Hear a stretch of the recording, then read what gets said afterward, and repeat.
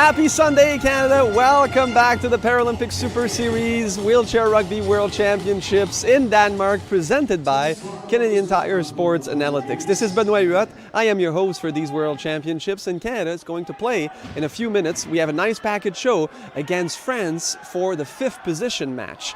And the last two times Canada played against France, Canada did quite well. In that exact same match, the 5th position match at the Paralympics in Tokyo, Canada won against France 57-49. And back in June at the Canada Cup, Canada did quite good again against France. They won their match 54-45. However, the French team won the European champion earlier this year, and in the round-robin tournament, France was the only team with Japan to be undefeated at these World Championships with 5 wins, 0 loss. But unfortunately for the French team, in quarterfinal against Denmark, here, the host nation at these World Championships, they lost their match 55-53, and this is the reason why France is not going for a medal at these Worlds. So it's going to be a very interesting match, France-Canada for the 5th position in just a moment. Alors, re-bienvenue à cette super série paralympique présentée par les analyses sportives Canadian Tire. Ce sont les championnats du monde de rugby en fauteuil roulant. Bien sûr, mon nom est Benoit Huot, j'ai la chance d'être votre hôte. Le Canada, dans quelques instants, jouera pour la 5e position contre la France. Les 2 dernières fois que l'équipe canadienne a joué contre la France, ils ont très bien fait. Aux Jeux paralympiques, dans ce exact match de 5e position, le Canada avait remporté à Tokyo l'été dernier le match 57-49. Et lors de la Coupe Canada à Richmond en juin dernier, le Canada avait également remporté son match contre la France 54-45. Alors, c'est de bon augure pour le Canada. Cependant, les Français, plus tôt cet été, ont été champions d'Europe dans leur sport respectif, bien sûr. Et lors du tournoi préliminaire, l'équipe française a remporté 5 victoires, 0 défaites. Ils ont été le seul pays avec le Japon à être invaincu lors du tournoi préliminaire à ces championnats du monde. Par contre, les Français ont été surpris par le pays hôte, le Danemark, lors des quarts de finale, et c'est la raison pourquoi la France n'ira pas pour une médaille ici à ces mondiaux. C'est de bon augure pour l'équipe française pour les Jeux paralympiques qui auront lieu à Paris, cependant, en 2024, car l'équipe a énormément de momentum. Ça va être un match très intéressant contre le Canada. So let's go to the court to see the highlights of this match against France, and we will be back at the end for the conclusion of these World Championships. 25, Shane Smith. 31, Matthew Dempley. 33, Zach Medell. And 41, Eric Rodriguez. 4, 3, 2, 1. The dramatic countdown at the start of every match here in the Violet Spectrum. The first tip-off, and it goes the way of the French. And it's Jonathan Hivernin who goes over. Hivernin, Verdun, Nankin and Le Gouen is their starting lineup. 3, 3, 1.5 and 0.5. Whereas Canada have gone 3, 5, 3, 1, 0.5. The 3-5 is that man Zach Medell, currently on the ball. And then they have... Oh, we got a turnover. How about that? Haven't even had time to go through the lineups, and the French have already stolen it. That was a quick one. Inside the first 30 seconds. Sebastian just got his hand in between the pass and intercepted it. 2 high pointers for France, Hivernin and Sébastien Verdun. And Verdun was the one who got in there, intercepting the pass from Medell. Oh, there goes the low pointer. Yep, Trevor Hirschfield popping over. So yes, the Canadian lineup, Medell, Whitehead, so it's 3, 5 and 3, and then Hirschfield, the 1-pointer, Rodrigue, the 0.5 pointer. So Canada caught cold early on. Yeah, and we got a first in the equipment. Quick wheel change. Put it back in and ready to go again. Yes, the equipment changes as long as they don't take more than a minute, then you're fine to have them. It stops the clock, the match clock that you can see there, 7:20 ticking down. There are 4 8-minute quarters, and then we have a possession clock. You have to get over the halfway line within 12, and you have to score within 40. A couple of other rules: you have to bounce it every 10, or pass it or score. Need to get it across the center line is with 12 seconds.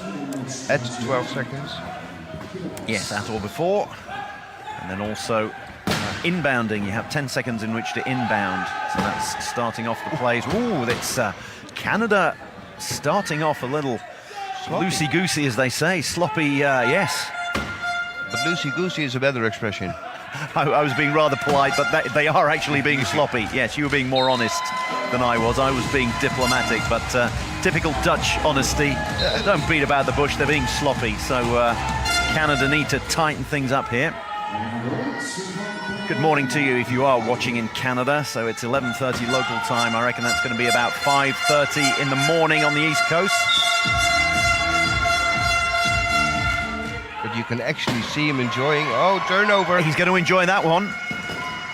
So that popped out of the hands of Jonathan Hivernat. So turnovers went the way of France early on. Canada didn't lose their composure. And here they are, with their noses in front. France equalise immediately.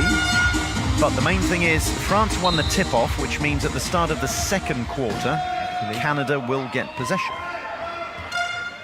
So if Canada can manage the clock here and make sure they score the last try, we're going to get down to game management now and who can take time off the clock, scoring at the right time. It's not just a question of scoring. You need to keep the ball out of the hands of your opponents. It's much like along the lines of NFL, gridiron. You want to take your time getting up the field and score as late as possible so your opponents don't have an opportunity. Wow. Verdun reached out, popped that one over Rodrigue. Oh, how about that? Just a little tap was enough to get through. Avoided the pick, got his own ball and scored.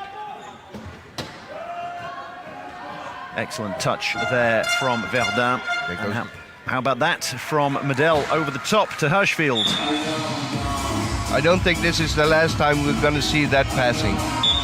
Trevor is such an intelligent player, knows where to be and knows exactly when to sneak off.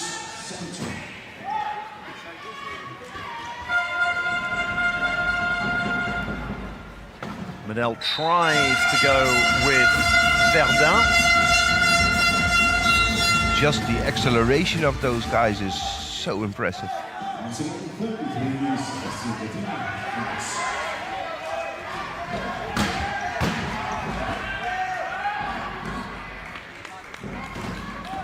Told you. Exactly. He said it's not the last time we're going to see it, and within 30 seconds, I reckon they're watching our live stream down there, and they said, "That's right, what I think." Joost has called it. Come on, Yeah. Joost has called the play. Let's run the Joost. Yeah. That's the name of the play. Oh, he's such a pleasure to watch. Beautiful basketball style pass out there. His way of passing is so smooth. Hivernat blocked by Medel. Can do it at both ends, can Zach Medel. Oh, Cedric's got him in the pick. Sébastien Verdun with a lovely block. Nonquin in there blocking as well. The number 3. Ooh, Trevor almost got up on his side there. Managed to keep his chair upright as Zach Medel scores. His 8th score in the 8th try, sorry. Hivernat has 7, trying to keep pace with him. And he does indeed. Hivernat keeping pace with Medel, France keeping pace with Canada. It means that Canada have got 17 seconds in which to score. The French fans making all the noise, trying to put them off. Whitehead in a battle, he needs to find Medel. Medel needs to find a way through, he's not going to. He needs to find a pass. It's a miracle, they've done it. What a great pass. Oh, Mike Whitehead with the reach. That's the benefit of having like go-go gadget arms. It was indeed. anyone who is a Buffalo Bills fan, that was almost the Music City Miracle. So at the end of the first period, the importance of the last score and the possession, with 0.1 seconds to go, Canada make it 17-16. But the credit shouldn't go only to Mike Whitehead, because the pass from Zach Medell was spot on. Oh, Fabian got his hand in. And that bounces off the wheel of Jonathan Hiverna. Well, I think as far as the French are concerned, if they didn't have bad luck, they'd have no luck at all. It's just not going the way of the French. Oh, just hit the bottom of his wheel. Zach with a bit of a smile on his face, but that is another turnover for the French. I make that 4. So Medell gets it out to Whitehead. They've got 23 on the possession clock, but you can't quite see. There it is now, 20. So Canada are going to try to use all of those, and I reckon what they'll do as well is maybe use a timeout, reset possession to 15, or maybe just score. Zach Medell, take a bow. So 1.3 seconds left. 1.3 seconds on the possession clock. 3.7 for France to score. Long ball goes. Whoa, that was close. Verdun almost got it, but not quite. So once again, it's Canada who score the last possession. They've done it twice. They've got the advantage twice, and they have a 2-try lead. Clock management. Exactly, yeah, that's something that team does a very good job at.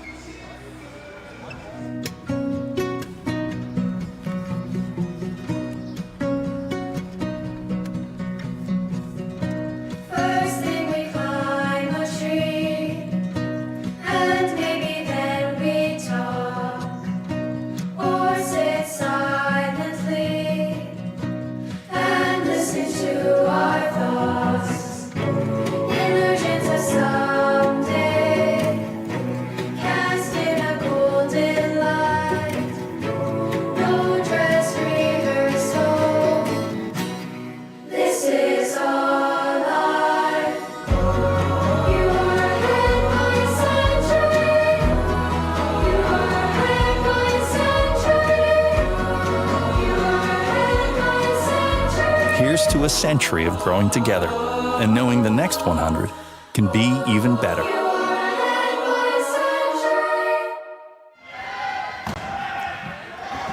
Trevor Hirschfield in there again, the Canadian captain. And trouble. that's a turnover because it went off the wheels of Sébastien Verdun.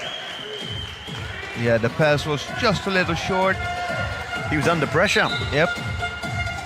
Under pressure from Hirschfield. Hirschfield's played almost every minute of this contest so far, doing great defensive work. He can attack as well. Oh, they're gonna swarm him. Oh, that's a great use of a timeout. Especially as a low pointer, when you have that many hands and you're waving in your face, the difficulty is to get the ball out. And so he wisely took a timeout to prevent something happening for... He was trying to hold on to the ball and do the signal as well. Yeah, that's difficult. Difficult in this arena as well. There aren't that many fans at the moment, but the ones who are in there are making a heck of a lot of noise. I'm looking at you, the French guys. Oh, as if on cue.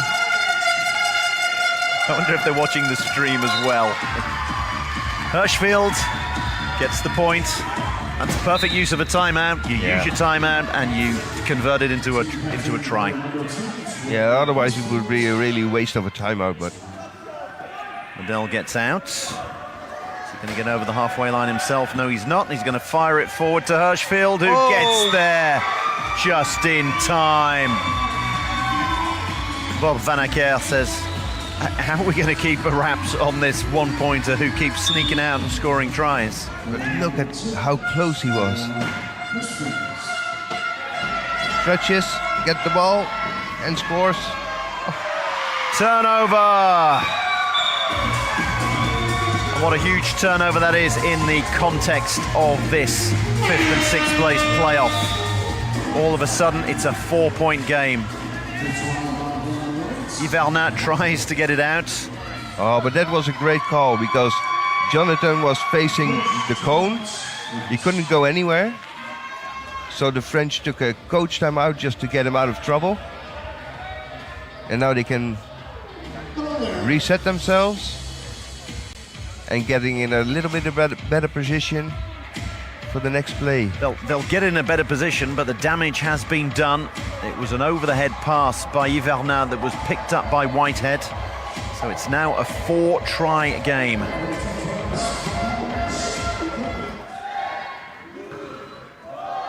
can hear them counting down. 19, 8. He's going to get over. He's not quite. He is. Right, so a penalty try. Rodrigue came in there and ensured there was a penalty try. So Canada have 5 seconds in which to score from now. Is Medel even going to try to do that? Probably not.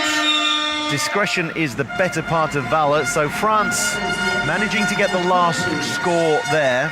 But once again, Canada have won the quarter by 1 point. 12-11 this time around, a lot tighter, but it means that they have extended their lead. 1, 2, 3. They are 3 points clear, 44-41, with 8 minutes to go. But it started to get a little bit sloppy because they were having to take risks. Risks of that variety. We got a 10-second violation call.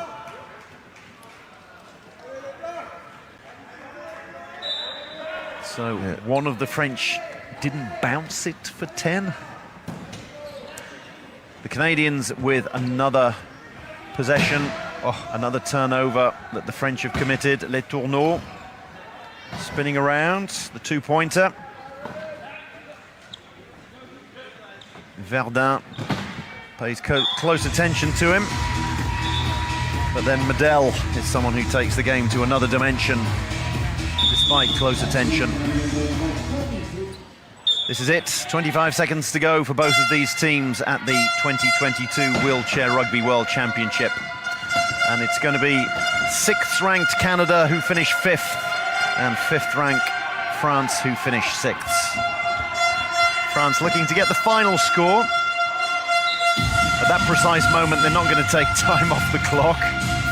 When you're 12 points down, you don't want to showboat and take time off the clock at the end. Whitehead, is he going to get it over? One of those hook passes. Can Morin get it in? Not quite, so we will have a turnover with 0.2 seconds to go. But the hooter goes. And Canada win the 5th place playoff, 60-48. They won it going away, dominated the final quarter, 16-7, causing all sorts of turnovers. Canada finishing 5th at the 2022 Wheelchair Rugby World Championship. And now we'll have the player of the match, brought to you by Grundfos. Here's the presentation. Now we're ready for the Grundfos Player of the Match Awards, handed over by Emily. It goes to Canadian player number 10, Trevor Hisfield. We've got a Canadian fan to present it, and it goes to the captain, and dare I say it, your favourite player?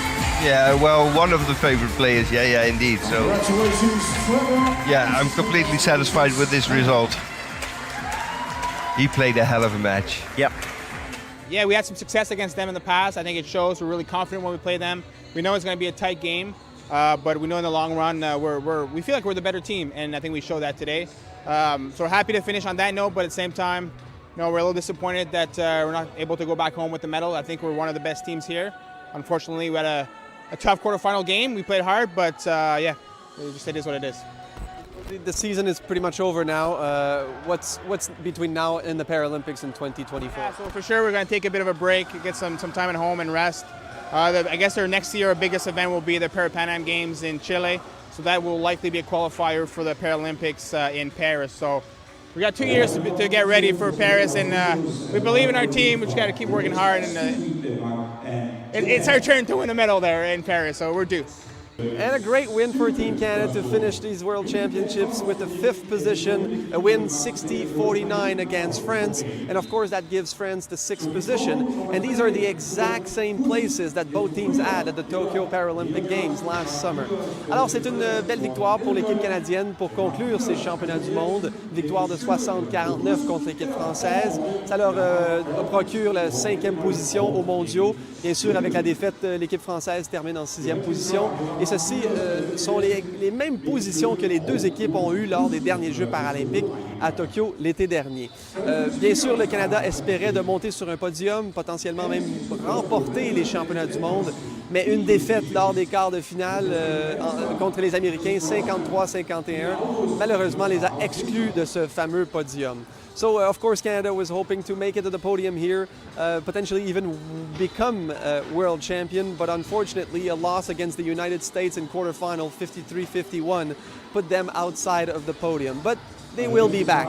They will be back, and there's lots of great tournaments between now and the Paralympics in 2024. Of course, there will be Canada Cup next year, but also one of the qualifiers for the Paris Paralympics will be the Pan American Games in Chile next November, actually November 2023. And that's what Canada will be focusing their energy before the Paralympics in Paris. So again, it was a real pleasure to be your host here in Denmark.